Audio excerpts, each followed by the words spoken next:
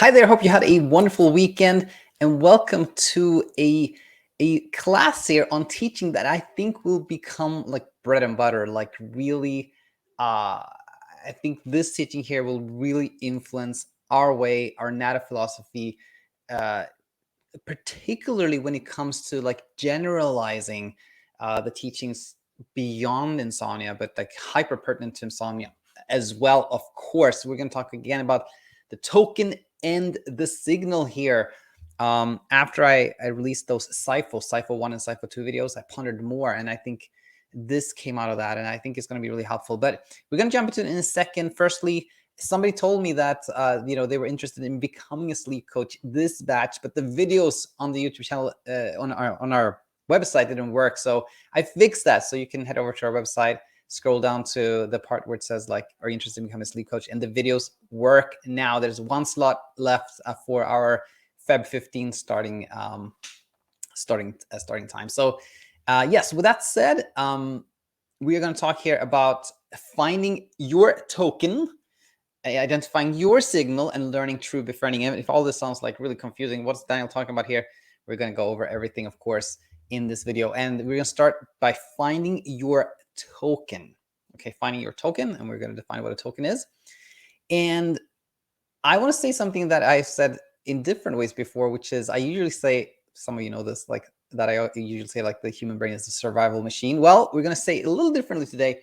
We're going to think of the human brain as part fire alarm. Part of it is like a fire alarm. Okay, keep that in mind. It'll come back a little bit later on. Okay, so with that said, what is a token? Well, a token is something inherently safe that our brain has started to identify as a danger, or that has started to represent danger or unhealth to our brain. Okay, so something inherently safe, harmless, that to the brain has started to represent danger or represent that we're unhealthy. This is not supposed to happen, something of that nature.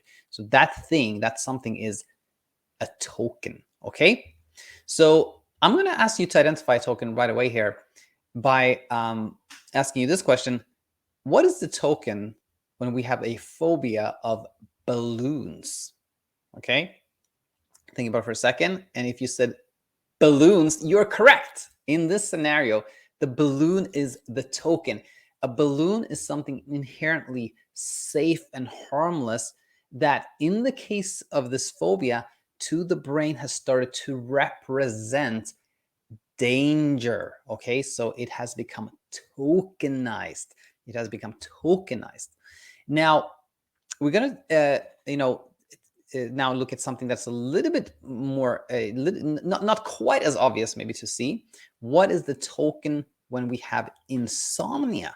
What is it that is inherently safe that has come to represent danger or unhealth to our brain? In the case of insomnia, if you said being awake at night, that is correct. That is the main token, the most common token in the struggle with insomnia. But you see how I added these little 3 dots? There's more to come here. But what if actually being awake at night doesn't scare me? Somebody may say here. Rather, what scares me is how I feel the next day, feeling, tired, feeling exhausted, drained, unable to focus. That's really what I'm scared of. What has happened here? You have actually identified another token. You have identified another common token.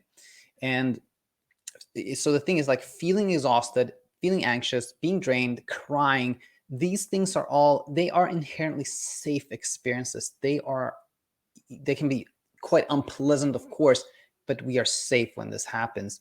But that too, these experiences can start to represent danger to the brain or unhealth. Like, this shouldn't be happening. This means something is wrong. Like, this is not the way it should be, etc.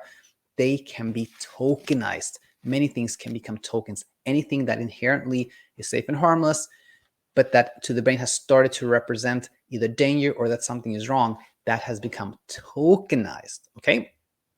Now, remember how I said that part of the human brain is like a fire alarm, right? So I'm going to ask you this question. What does a fire alarm do when it senses smoke? Maybe it should be smoke alarm here. But anyway, what does a fire alarm do when it senses smoke? Well, of course, we know what it does. Like it starts going off like, wait, wait, wait, wait. It produces a signal, a warning signal, okay? And the token is whatever triggers a safety signal, and which is going to be a strong emotion. Okay, so another way to see what a token is to think of it as the thing that has started to produce a strong signal. So with this said, I think we've covered like what a token is, and now we're going to go to the second part, which is identifying the signal, identifying your signal. And this is actually much, much easier because there really are only 4 safety signals that we have at our disposal. And those are 4 out of the 5 core emotions we have. And that's fear, anger, disgust, and sadness. Now, of course, sometimes we can be anxious, for example, which is a version of fear. It's the kind of fear with a tinge of like uncertainty, right? Or we can feel shame, which is maybe a component of like disgust and sadness or something like that. Like we can have many, many emotions, but they're sort of like a color palette. Like we have these 4 colors, or 5. We have 5 kind of basic colors if we add happiness to these 4. And with those, we can mix and match and we can get many others. But there are basically 4 core like safety signals, which are the 4 uncomfortable core emotions that we have, which are these ones. Okay, so these are the signals. Okay, so now that we know what a token is, we know that a signal is an uncomfortable emotion that is there to keep us safe. Fear is there so we escape or fight or flight, right? And sadness is there so we kind of play dead or don't do anything. That can be the safest thing sometimes, etc., etc. They're there for safety. Those are safety signals. Now, with that said, see if you can identify both the token and the signal. Now, in this example, somebody says, just thinking about my alarm clock terrifies me. Okay, what is the token and what is the signal? Well, I would say here that the token here is the alarm clock and the signal is fear. An alarm clock, where the alarm clock going off, or for that matter, thinking about an alarm clock, all those are completely safe, harmless, things, but they can start to represent danger. And then that triggers a signal, which in this case was fear. Now, before we go any further, somebody may say like, hey, Daniel, this is just a lot of, fluffy things you're saying about tokens. Like, is this real? Is this a real thing? Well, I added actually a little proof of tokenization here. And so just imagine you ask a random person, how would you feel? You say, how would you feel if you were awake all night? And most likely this person would say, probably feel tired. You see, there's a lack of any strong emotion there. So in other words, the absence of a reaction, or there's just a little reaction here, it means that being awake at night is untokenized. It doesn't represent anything at all. So therefore, it doesn't produce any signal. It's as if that fire alarm we've been using throughout this class just encountered something it thought that doesn't, like, this is harmless, this is uninteresting to me, this needs nothing, right? And so this is kind of proof that you can see that tokenization is a real thing, and we can use many of these examples to prove that.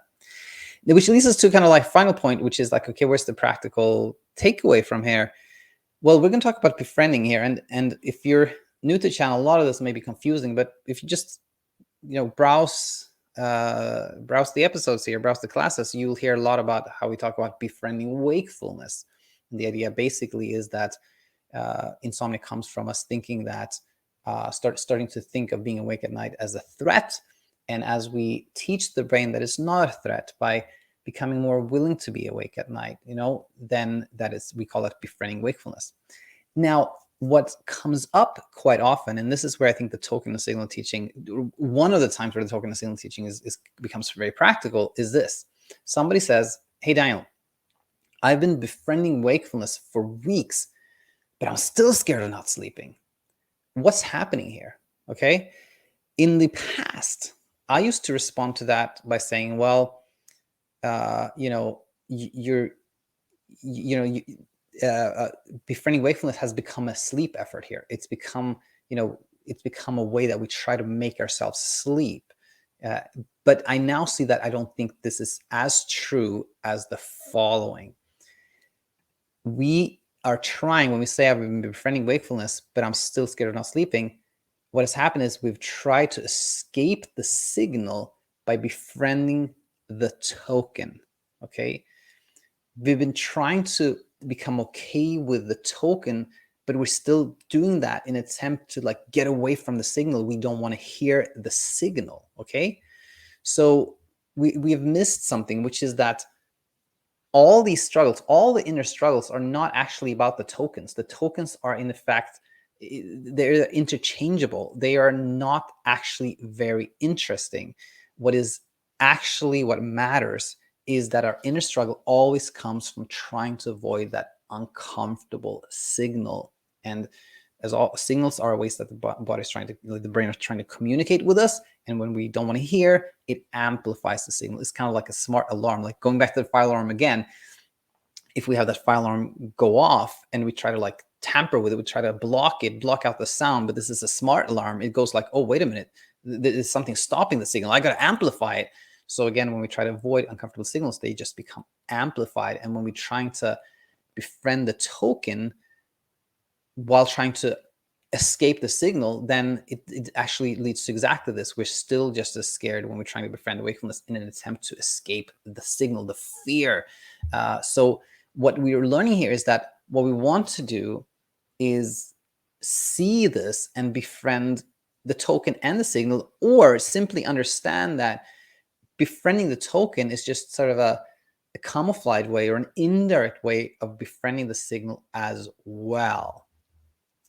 And now at this point, you may be thinking, okay, so if you're saying, Daniel, that the token is interchangeable, you know, we can become afraid of, or we can sort of like being awake at night can become tokenized.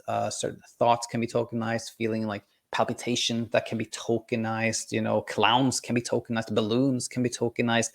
And that's not really what matters. What matters is that the signal that comes from that's what we want to be befriend. That's what we want to be okay with. And when we are, where we're not trying to avoid any type of signal, then there will be no inner struggles. Then, you know, you may think like, so why don't we forget the whole token idea? And why don't you teach simply befriending our emotions? Why don't you just change the whole, you know, the whole teaching to just this, like befriend our emotions? That's what it's all about.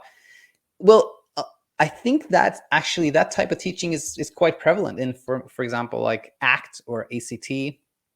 I think that's a very, very core teaching. But the thing is, where I think the token still matters is that if we go straight to like, okay, you just got to befriend your emotions, it can become like, it can appear to be a big step, and it can be sort of confusing. Imagine if somebody came you know, to us and said, like, I've struggled with insomnia for such a long time, and somebody said, you know what, this just comes from you being scared, so just be okay with being scared. There's something missing there. Like there's a step, like we're kind of jumping a step. This person just may not understand really how this would help. So I think still it's very helpful to understand, to see the token, right?